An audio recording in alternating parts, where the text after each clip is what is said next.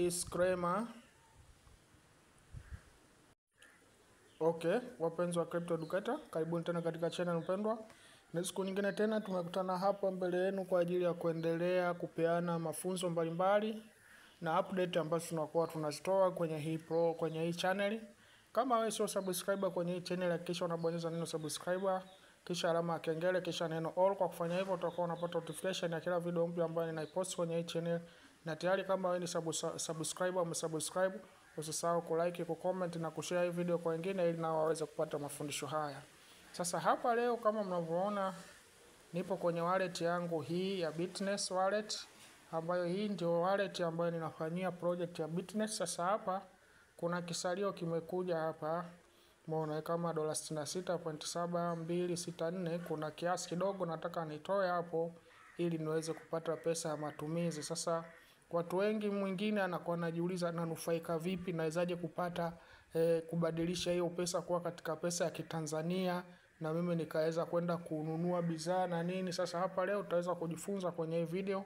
Nitaenda kutoa hapa kiasi kidogo kama cha $20 kutoka kwenye hiyo pesa. Nitatoa kutoka kwenye hii wallet yangu ya Bitness na nitaweza kupeleka kwenye Binance Exchange hapa kwa ajili ya kuweza kuja kufanya biashara huku, kuziuza hizo USDT kwenye P2P ili niweze kupata Tanzanian shillings. Kwa hiyo kitu cha kwanza ninachotakiwa kufanya ili niweze kutoa hizi pesa hapa, inabidi niende kwenye Binance nikakopi receiving address, kwa sababu huku nikibofya kwenye hii coin ya USDT wataniletea option hapo, ziko mbili. Umeona kuna option hii ya kutransfer na kureceive. Kwa hiyo nitabofya transfer. Kwa nitakapobofya transfer hapa wataniambia niweke receiver, kwamba je, nina transfer kwenda kwa nani, yani ninazitoa kutoka kwenye hii wallet kuzipeleka kwa nani. Kwa hiyo inabidi nijaze hapo hiyo address. Kwa hiyo address ya hapa naenda kuichukua kwenye Binance hapa. Kwa hiyo nikishakuja huko kwenye Binance nitapiga sehemu hii hapa iliyoandikwa asset, naweza nikapiga au nikapiga ile sehemu ya juu iliyoandikwa add fund pale, ile ni shortcut. Kwa hiyo nikapiga add fund ikafunguka, wananiambia ni add fund. Kwa add fund maana yake unataka kuweka pesa humu, unataka kuileta humu. Kwa hiyo nitakuja hapa nitabofya nataka kuleta pesa ambayo ni asset ambayo ni nini, I have crypto asset, nataka niweke asset huku. Kwa hiyo nitabofya hapo, itaweza kuniletea aina za asset ambazo nataka nizilete huku. Kwa hiyo nitachagua USDT. Nikibofya USDT namna hiyo wataniambia unataka USDT ya namna gani. Tukumbuka kwenye Bitness huwa tunatumia USDT ambayo ipo katika network ya Binance Smart Chain hii hapa. Kwa hiyo nikibofya hapo itaweza kufunguka. Hii ndo address ambayo natakiwa ni copy huku ili niweze kupeleka kwenye Bitness kwa ajili ya kutuma hiyo pesa kwenye hiyo address ili niweze kuja kuziuza huku na kupata pesa ya Kitanzania. Kwa hiyo njia ya kwanza ya kudeposit. Njia ya pili kama nilivyokuonyesha, unaweza ukaja sehemu hiyo hapa iliyoandikwa asset. Ukisha kuja hapo asset, utakuja sehemu pale juu iliyoandikwa spot. Sawa, spot hapo ukibofya itafunguka namna hii. Ikishafunguka utakuja kupata pia neno lile lile add fund. Sawa, utapiga hapo add fund, au unaweza pia ukabofya hii hapa USDT, ukaibofya USDT. Sawa, ukibofya namna hii zitakuja hapa chini. Kwa hiyo kuna option nyingi tu, unaona zikishakuja hapo, unaona kuna add fund, kuna send, kuna transfer. Kwa mimi nitabofya add fund, itaniletea hivyo. Kwa hiyo kishakuja hapa nitachagua on chain deposit, kwa sababu hii on chain deposit maana yake nina deposit kwenye blockchain hii kutoka kwenye sehemu nyingine. Unaona, ndio maana tunasema tunatumia option hiyo. Unaona hiyo njia nimetumia USDT, na hata nikibofya hapa add fund, unaona itakuja vile vile on chain deposit. Kwa hiyo ninaweza nikabofya hapo on chain deposit namna hiyo, ikafunguka, nikachagua asset ambayo ninataka niilete kwenye hii exchange yangu ya Binance ambayo ni USDT. Kwa hiyo nitabofya namna hiyo, itafunguka, nitaenda kuchagua USDT iliyopo katika network ya Binance Smart Chain ambayo ni BEP20. Kwa nitapiga namna hiyo, nikishapiga na copy address, nikisha copy natoka hapa kwenye Binance na kuja huko kwenye wallet kwa ajili ya kupaste pale ambako kwenye wallet yangu pale. Umeona nilikobofya receive, umeona nilikobofya transfer. Huko kwenye wallet wameandika transfer. Ngoja niwaonyeshe watu wasichanganyikiwe. Umeona, hii ndo wallet. Sawa, inategemea na wallet. Hii natumia token pocket. Hata nikienda kwenye Trust Wallet itakuwa hivyo hivyo. Au kama muamini, ngoja nitoke hapa niende kwenye Trust Wallet ili tukafanye kule ambayo ndo wallet watu wengi kwa sababu nimezi-import hizi. Kwa hiyo kinachofanyika kule kwenye Trust Wallet na huku kwenye Token Pocket na kwenye Trust Wallet ni vile vile. Ngoja nifungue hapa niwaonyeshe. Kama unavyoona sawa, nadhani mmeiona hapo ni Bitness Wallet 1. Kwa hiyo napiga hapa kwenye Trust Wallet, nitapiga hapo. Nikipiga hapo namna hii itafunguka. Ikishafunguka nabofya hapa send. Sawa, nitabofya send. Kwa hiyo nikishabofya send namna hiyo, hapa nitapaste ile address. Sawa, alafu hapa nitaandika kiasi, labda nataka nitoe $20. Sawa, kwa hiyo baada hapo nabofya next. Hapa lazima wakati unafanya hivi lazima uwe na BNB kwenye wallet yako. Umeona, uwe na BNB kwenye wallet yako sababu ndio itatumika kwa ajili ya kulipia network fee. Ngoja niwaonyeshe hapa na muone kwamba kweli kwenye wallet yangu kuna BNB.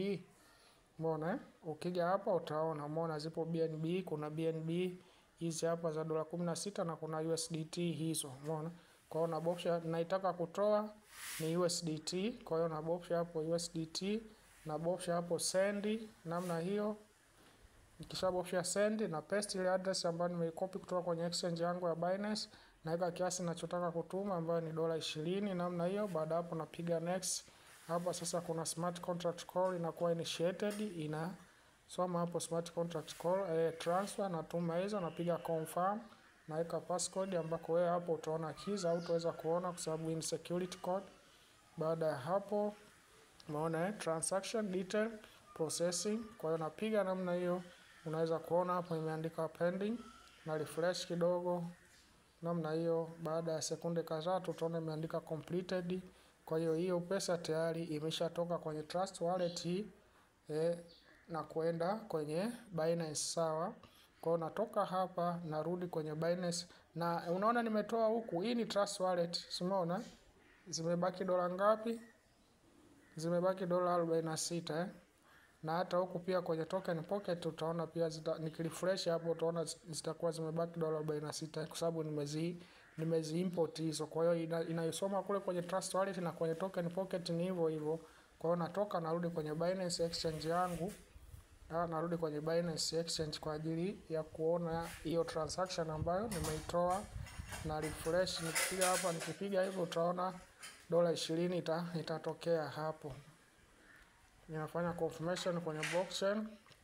Unaona, nikipiga hapa overview unaona $20 hapa tayari transaction yake imeshakuwa completed. Imetoka kule kwenye Trust Wallet imekuja huko kwenye Binance. Hiyo hapo unaisoma hapo.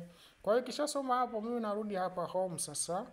Sawa, nikishakuja home hapa napiga namna hiyo. Umeona, nitarefresh hapo utaona $20 hiyo hapo ipo imetokea hapo. Kwa hiyo nitapiga hapa na kuja kuiuza kwenye P2P. Sawa, napiga P2P namna hiyo. Nikipiga P2P hapa wananileta kwa mawakala. Hakikisha wakati unakuja kuuza USDT zako hapa, hakikisha umeandika Tanzania shillings ili upate mawakala wa nchi yako. Hawa hapa ndo mawakala ambao wapo. Sawa, sasa mimi hapa siji kubai kwa sababu huku kwenye Binance unaweza ukanunua USDT na unaweza ukauza. Mimi sasa hivi ninazo USDT, ninakuja kuuza kwa wakala ili niweze kupata Tanzanian shillings. Sawa, ndo maana nasema kuna umuhimu kubwa watu wanaofanya mambo ya cryptocurrency wawe na exchange ya ya Binance, kwa sababu hiyo inakuwa rahisi kuja kuuza dola zako ili kuweza kupata pesa za Kitanzania. Kwa hiyo nitabofya pale sell kwa sababu nauza, nitabofya sell. Nikishabofya sell watakuja mawakala ambao naweza kuwauzia. Umeona, kwa hiyo naweza nikachagua hapo wakala wa kumuuzia kutokana na mtandao ambao ninataka. Umeona, kwa hiyo naweza nikawauzia kwa mfano kuna huyu hapa Sunnyville. Huyu Sunnyville huyu anatumia M-Pesa. Umeona, kwa hapa kuna Samboy M-Pesa na mimi pia M-Pesa ninayo. Kwa hiyo naweza nikaleta M-Pesa yangu hapo, au kama nataka mawakala wa Voda wa Tigo naweza nikaweka. Kwa mfano kama huyu ana Tigo. Umeona, lakini ana dola chache tu hapo, hawezi kuniuzia kwa sababu mimi nataka niuze 20. Kwa hiyo naangalia nani mwenye Tigo. Umeona kuna huyu Mabala pia ana Tigo. Umeona, huyu Mabala ana Tigo, na ukiona bei zao zote zinafanana. Kwa hiyo nakuja kumuuzia mabara kwa sababu nataka nipokee pesa hiyo kwenye Tigo Pesa. Kwa hiyo napiga sell. Nikipiga sell namna hiyo, sawa. Hapa ambao tumeona hapa imekuja nini? Tigo Pesa, na hapa inaonyesha jina langu litakalotokea kwenye Tigo Pesa. Hapa naweka yani jina ambalo liko kwenye deal line yangu ya Tigo Pesa, jina lake ndio hilo. Kwa hiyo hapa naweka kiasi ninachotaka kuuza, kama unavyoona pale kwenye wallet yangu anaonyesha ipo dola ngapi. Umeona soma balance, umeona zipo dola 20.003. Kwa hiyo ninachofanya naandika tu hapa dola 20 namna hiyo. Nikishaweka dola 20, umeona nasubiria, ngoja kwanza refresh. Umeona na refresh hapo, ita refresh ili iweze kutokea balance hapo. Dola 20 hiyo unauza. Nitakwenda kupata bei gani? Nitakwenda kupata 54,265.99. Kwa hiyo napiga refresh price tayari, umeona price from here hapo to hiyo hapo. Kwa hiyo imebadilika kidogo.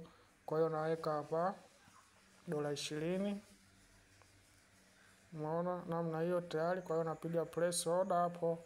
Nikipiga place order napiga acknowledge kwa sababu hiyo pesa ipo kwenye spot wallet, umeona.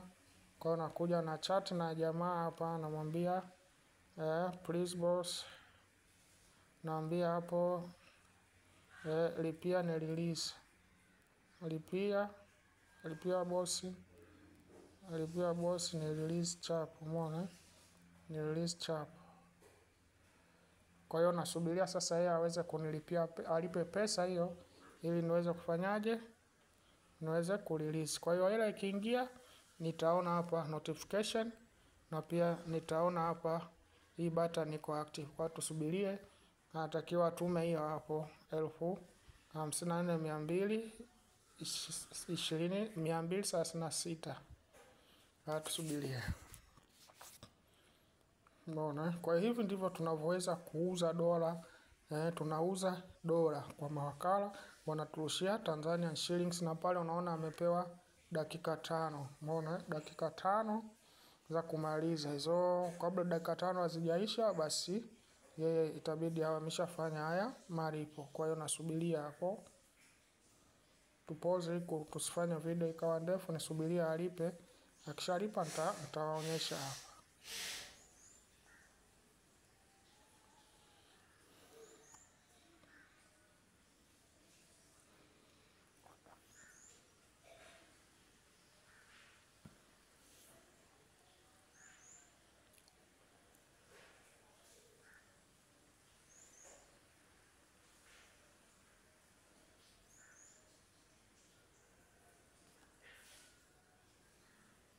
Nasubiria, kumbe nilikuwa sijapause.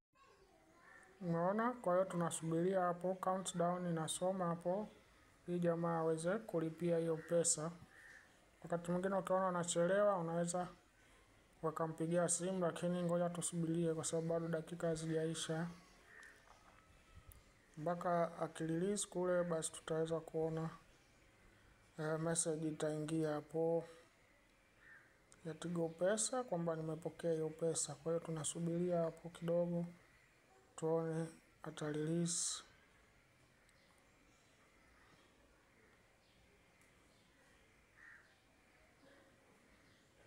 Natakiwa tume 54,236. Order na cancel hiyo. Hapana, hii ya Voda. Hii ya Voda amepewa tena dakika 38 ili aweze kutuma pesa. Umeona? Sijaelewa tatizo lake, ningoja kwa nimpigie simu. Naona yuko hapo, si dakika 2. Unaweza pia ukampigia simu na copy hiyo namba yake ya simu kwa ajili ya kumpigia.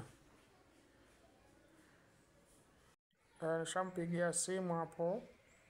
Kuna ingawa wakati mwingine anakuwa anajisahau, sijui inakuwa yuko busy na mambo mengine, kwa hiyo nampigia simu. Kwa hiyo nimempigia, akaniambia dakika 1 atalipia, alafu niweze kurelease hapo. Kwa hiyo unatakiwa na subira kidogo, lakini unapofanya hii P2P hakikisha unaelewa kitu unachokifanya, kwa sababu kama hujui inaweza ikawa rahisi mtu kuweza kuibia, hasa akikuona wewe hujui chochote, umeona? Anaweza akakuzugazuga akakublock, umeona? Kitu sasa, kwa vile sio wengine tunafanya mambo mara kwa mara, kwa hiyo tunajua jinsi ya kuweza kucheza nao watu, na hata Binance yenyewe iko very secure, salama, kwamba wewe huwezi kurelease mpaka uwe umepokea pesa yako. Kwa hiyo tunasubiria hapo ili alipe pesa hiyo. Sasa pesa bado haijalipwa.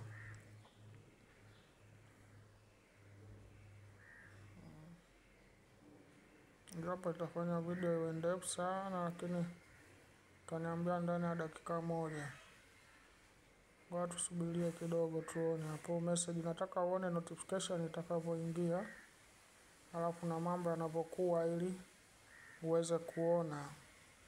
Mawakala wengine wanakuwa wako faster sana, yani dakika 3 nyingi tayari mshamaliza biashara. Lakini huyo kidogo amekuwa mzito, lakini yuko vizuri. Wengine wanakuwa na mambo mengi. Kwa hiyo tusikilizie hapa tuone.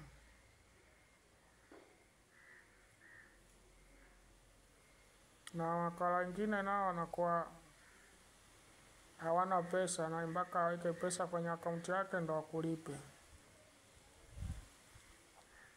Lakini wengine wanakuwa na float ya kutosha, ukituma tu hapo hapo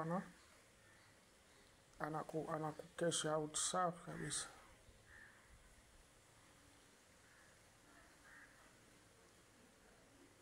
Ngoja ni pause ili kufanya video isiwe ndefu sana. Unaona ni ile ya kusema kwamba wamerelease. Ngoja kwanza tuone hapa message pia wamenitumia kwamba Mabala has marked the order paid. Haya, ngoja tusubirie payment received. Mbona yeye ameshabofya kwamba amelipa, lakini mimi bado sijapokea kwenye nini, kwenye Tigo Pesa yangu. Ngoja tusubirie message ya Tigo Pesa hapo.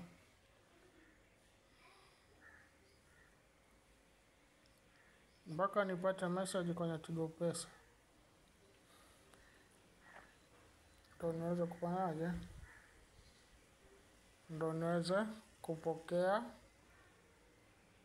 message hiyo ya Tigo Pesa.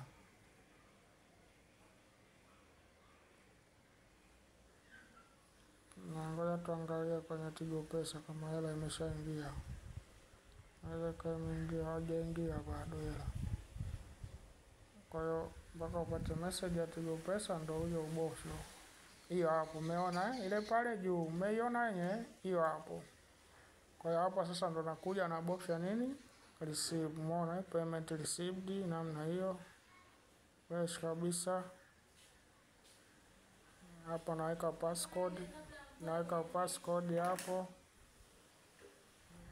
napiga passcode kama hivyo, na kwenda kwenye Google Authenticator, watu wana keys hapo, na copy na kuja na paste hapa, namna hiyo.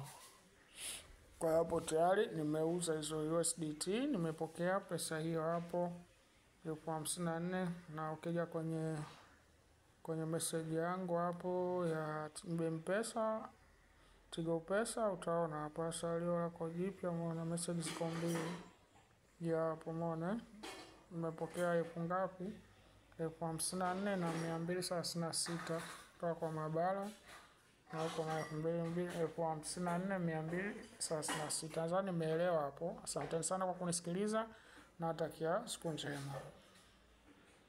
Ukitaka kujiunga kwenye Bitness, link iko chini ya video description hapo.